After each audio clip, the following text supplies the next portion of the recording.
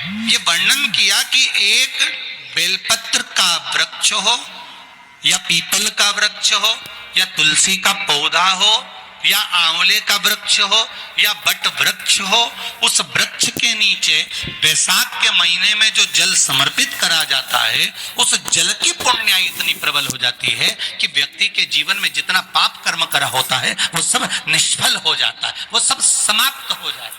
7 महीने में पार्थिव शिवलिंग के निर्माण का, और उसमें एक बात पाई गई कि जब संसार का मनुष्य मृत्यु लोक में रहने वाला मानव, मृत्यु लोक में रहने वाला मनुष्य मिट्टी के शिवलिंग का निर्माण करता है, पार्थिव शिवलिंग का निर्माण करता है, और जिस घर में पार्थिव शिवलिंग का निर्माण होकर उसकी पूजन होती है, घर का सदस्य उस पर अगर एक बूंद जल समर्पित कर देता है तो जितने घर के सदस्य होते हैं उस पार्थिव शिवलिंग के निर्माण करने वाले होते हैं, पूजन करने वाले होते हैं, उनको 6 महीने तक किसी बड़ी बाधाओं को झेलना नहीं पड़ता, वो दुख अपने आप हट जाता है।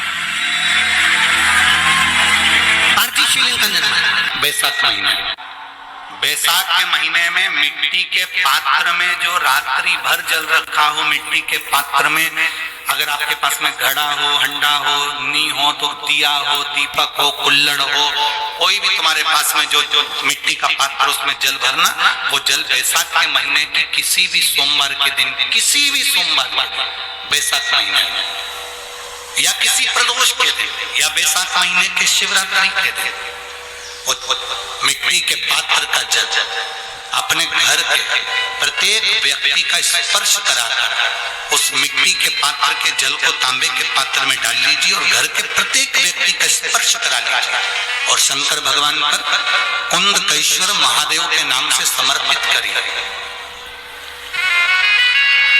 कुंदकेश्वर महादेव। श्री शिवाय नमस्तुभ्यम। हम देख रहे हैं श्री प्रदीप मिश्रा की वीडियो। कभी जीवन में पीछे पलट कर देखने की जरूरत नहीं पड़ेगी, आप उन्नति की सीढ़ी की ओर बढ़ते चले जाओ। बैसाख महीने में मिट्टी के पात्र का जल भगवान शंकर को समर्पित होना चाहिए, उसका सुख हमारे जीवन को एक आनंद फल प्रदान, जिसे कहते हैं ना, कोई अच्छा मिले ना मिले, धन मिलने से कोई भाग्यशाली नहीं होता,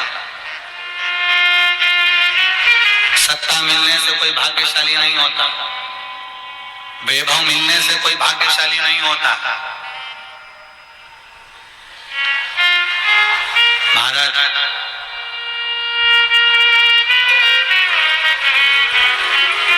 धन मिलने से कोई भाग्यशाली नहीं होता, वैभव मिलने से कोई भाग्यशाली नहीं होता, सत्ता मिलने से कोई भाग्यशाली नहीं होता, बड़ा मकान मिल जाने से कोई भाग्यशाली नहीं होता। शिव महापुराण की कथा कहती है अगर 2 सही मिल जाएं तो तुम्हारा जीवन सफल हो जाए, एक गुरु सही मिल जाए और दूसरी घरवाली सही मिल जाए तो तुम्हारी जिंदगी स्वर्ग।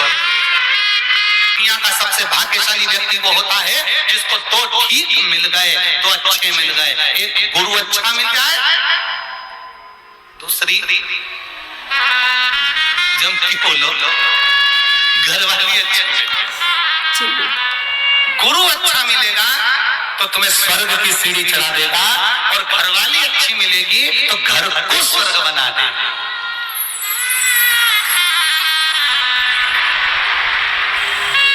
और इसमें से भी गुरु भले पीछे रह जाए पर जगदम्बा बैसाख के महीने में नवमी तिथि को माता जानकी का प्रागट्य हुआ है पृथ्वी से।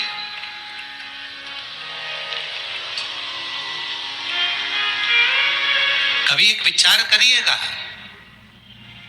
कि नरसिंह अवतार बैसाख के महीने में हुआ, कुर्मा अवतार बैसाख के महीने में हुआ, हयग्रीव अवतार बैसाख के महीने में हुआ, परशुराम अवतार बैसाख के महीने में हुआ, माता जानकी का अवतार बैसाख के महीने में हुआ।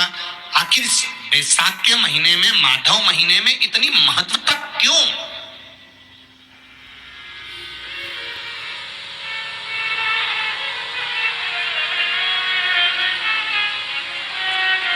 वैशाख के महीने में पड़ने वाली एकादशी, चतुर्थी, प्रदोष, अमावस्या, पूर्णिमा, शिवरात्रि, ये सभी इतनी महत्वपूर्ण क्यों हो जाती है?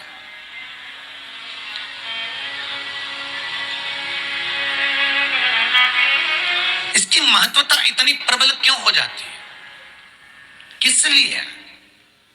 क्योंकि बैसाख का जो महीना पड़ता है, सूर्य की संपूर्ण तपन, सूर्य देव अपने पूर्ण तेज के साथ में, पूर्ण तेज के साथ में मृत्यु लोक के निवासियों पर, चाहे जलचर हो, थलचर हो, वायुचर हो, चाहे जो जीव हैं, उस पर जब किरण फेंकते हैं तो संसार का जो मनुष्य है उस पर जब ताप पड़ता है तो ताप पड़ने के कारण उसके मुख से भगवान का नाम निकल ही जाता है, स्मरण नाम निकल ही जाता है। जब उसके मुख से भगवान का नाम निकलता है तो वो भगवान की शरणागति खुद ग्रहण कर लेता है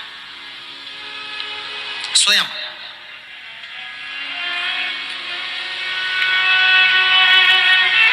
शरणागति ग्रहण कर लेना।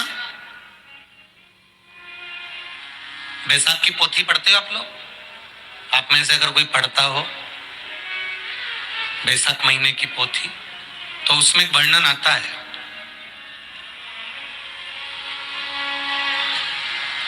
गीता प्रेस गोरखपुर के कल्याण अंक में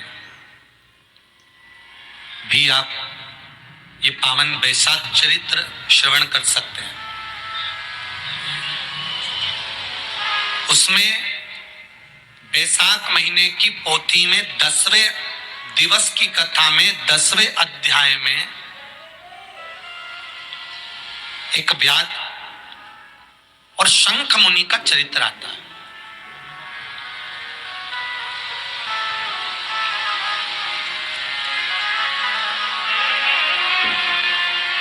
शंख मुनि एक बार निकलकर भगवान शंकर के मंदिर में जल समर्पित करने के लिए जा रहे थे और शिव मंदिर की ओर जाते बीच मार्ग में चलते और वो शंख मुनि जब शिव के मंदिर में श्री शिवाय नमः शुद्धे शंकर भगवान के मंदिर में जाकर उन्हें दर्शन किया,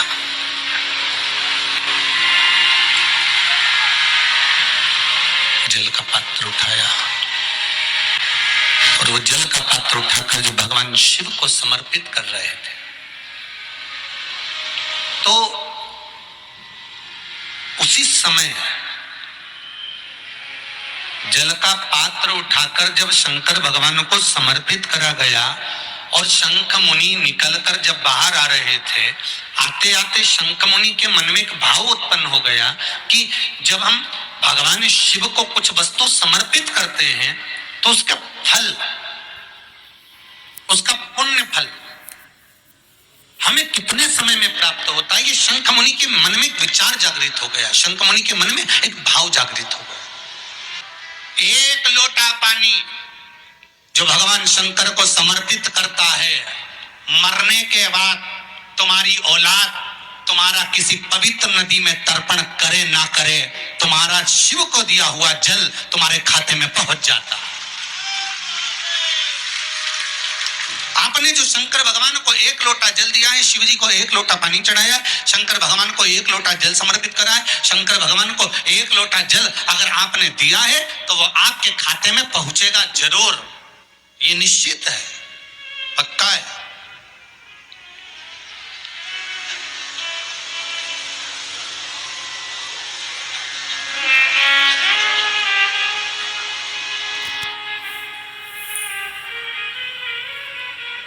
और शिव भक्ति के अनुसार, शंकर भगवान के अनुमोदन के अनुसार,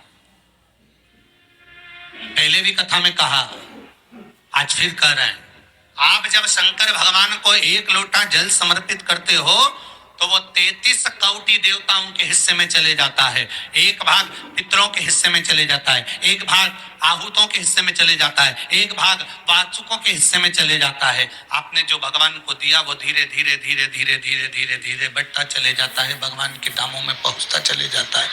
जिन जिनको आपने नहीं भी दिया, शंकर भगवान पे चढ़ा हुआ जल उन तक भी पहुंच जाता है। ये केवल आपकी श्री निर्मल शिवाय नमः और सुदेव। आनंदित भक्ति के बल पर पहुंचता है, भक्ति के बल। श्री शिवाय नमः एक हरिचंदन का वर्णन आपको पहले कथा में करा है, सुना है आप लोगों ने कि नहीं सुना? तुलसी की लकड़ी जब सूख जाती है तो उस तुलसी की सूखी हुई लकड़ी को घिस कर चंदन बनाया जाता है, और उस चंदन को भगवान ठाकुर जी को, लड्डू गोपाल को, भगवान कृष्ण को, राम को या शालिग्राम भगवान को वो चंदन लगाया जाता है। तो उस चंदन की महत्वता इतनी प्रबल होती है, उस चंदन की इतनी प्रबल महत्वता होती है कि उस चंदन को जब हम भगवान पर लगाते हैं और लगाया हुआ चंदन हमारे हाथ में जो रह जाता है उसको संभाल कर रख लेते हैं। वही चंदन जब किसी बच्चे को निमोनिया हो जाता है या ठंड की शिकायत हो जाती है या उसकी श्वास चलने लगती है या उसका दम भराने लगता है, बच्चा की पसली चलने लगती है, तब केवल उस चंदन को कंठ पर लगा दिया जाता है तो 20 से 25 मिनट के अंदर वो बच्चा ठीक हो जाता है। उसकी इतनी प्रबलता होती है, श्री शिवाय नमः सुदेव। महत्वता होती है। अब तुलसी की जड़ को घिसकर उसका चंदन बनाकर भगवान को लगाना, वो हरि चंदन। उसी तरह यहां जयंत के मुख से, जयंत ब्राह्मण के मुख से सुना जा रहा है कि वैशाख महीने में पवित्र वृक्ष के जड़ में एक लोटा जल समर्पित कर देने पर और वहां की जो रज है उसको मस्तक पर चढ़ा लेने पर 84 लाख योनियों से मुक्ति मिल जाती है। 84 लाख योनियों से। आप में से कितनी माताएं या कितने भाई लोग बैठे हैं जो शंकर जी के मंदिर पर जाते हैं और मंदिर पर जब जाते हैं वापिस जब लौट कर आते हैं तो मंदिर की चौखट का स्पर्श कर कर अपने मस्तिष्क पर उस रज को लगाते हैं? आप में से कितने लोग हैं? बहुत सारे, ठीक है। अब जितने लोगों ने हाथ उठाया श्री शिवाय नमः नियम सुदेव। से अगर शंकर मंदिर की दरवाजे की चौखट पर भगवान शंकर को जल चढ़ाने के बाद जब आप लौट कर आ रहे हैं और उनकी चौखट पर आपने हाथ फेर कर अपने मस्तिष्क पर उस रज को लगाया है, वो धीरे धीरे अपने भाग्य की ओर देखते हैं। तारीख लिख लेना कि मैंने इतनी तारीख से मंदिर जाना चालू करा, इतनी तारीख से मैं ये काम कर रहा हूं और इतनी तारीख तक मुझे ये फल की अनुभूति हो। ये देख, विश्वास जागृत होने पर फल की अनुभूति है। किस किस के घर में तुलसी का पौधा है? सबके यहाँ है? रख लो।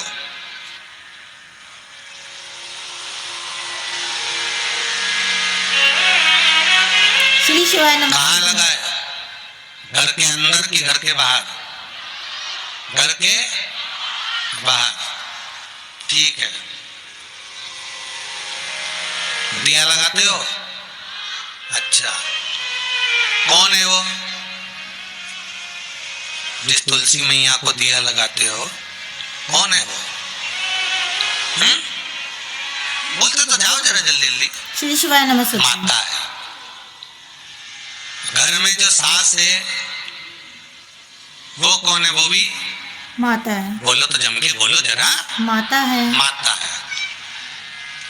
बैसाख का महीना चल रहा है, बहुत जोरदार गर्मी पड़ रही है, बहुत जोरदार गर्मी, खूब जोर की। तुम्हारी सास की कुर्सी घर के बाहर लगा दो।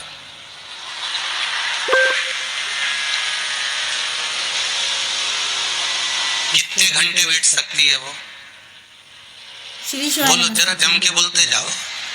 यहाँ विश्वास की श्रद्धा की कथा चल रही है, 15-20 मिनट से कथा ज़्यादा। चल रही है, भाव और श्रद्धा की कथा चल रही है। कितने घंटे बैठेगी वो? अरे 1 घंटा भी जाने दो लीजी जी हो, 15 मिनट ऐसी चिलचिलाती हुई धूप में वो बैठ जाए, बहुत कठिन बात, बहुत कठिन। तुम्हारे घर के दरवाजे पर तुलसी का क्यारा है, तुम उसको दिया लगाती हो, माता कहती हो, पूछती हो, पूजती हो। तुमने तुलसा महारानी से कहा, माँ बैसाख की गर्मी पड़ रही है, तेरे को गर्मी लग रही होगी, चल थोड़ी देर में तुझे अपने कक्ष में लेकर चलती हूँ, थोड़ी छांव में रख देती हूँ, तेरे ऊपर एक छत्र लगा देती हूँ, थोड़ा सा एक ब्लाउज का टुकड़ा पड़ा हुआ है, पीस पड़ा हुआ है, उसको मैं तेरे ऊपर डाल देती हूँ, जिससे तुझे गर्मी कम लगेगी। कभी विचार किया? विनाया है सबने। शिव मंदिर में जाना, 1 लोटा पानी चढ़ाना, शंकर को यदि 1 चावल का दाना चढ़ाया, 1 मूंग का दाना चढ़ाया, 1 फूल की पत्ती को भी समर्पित करा, तो शिव ने उसको स्वीकार करा। शंकर भगवान पर 1 बेलपत्र चढ़ाई, शिव ने उसको स्वीकार करा। अब देव तो शंकर,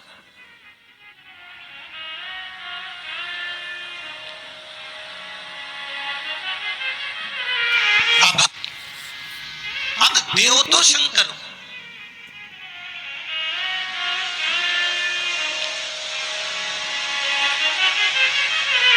अब भगवान ओघड़दानी को प्रदान तो करो।